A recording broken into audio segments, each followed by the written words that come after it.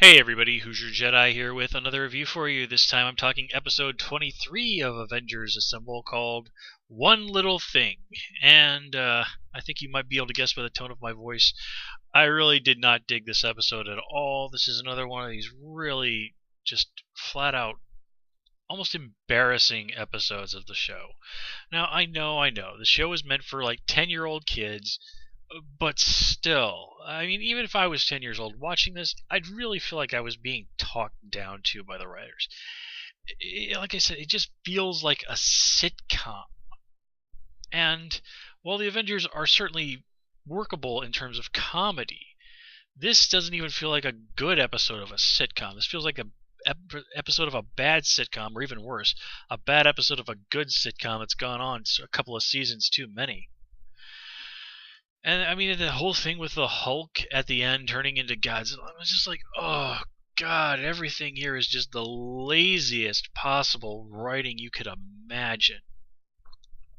And like Falcon's freaking out. It was like, oh gee, I haven't told my mom about this. And of course, at the end, she already knows. It's just like, oh god, make it end, make it end. I mean, the only real highlight to this episode was Ant-Man, who, I mean, of course they're gearing up because Ant-Man is going to be the next big superhero solo film for somebody who has not previously been in an established movie.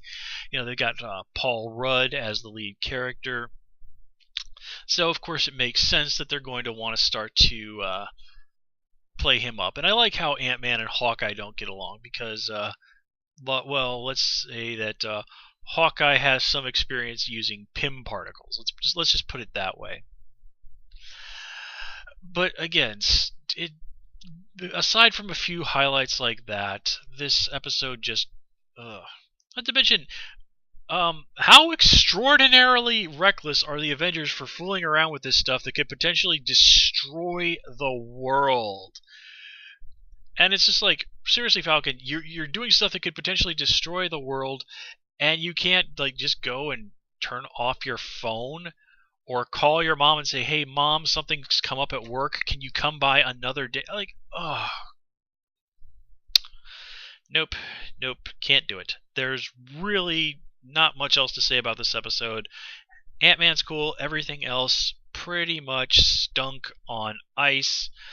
This is one of those situations where it's just like, God, can this episode be over so that I can go do something with my time that I actually want to do?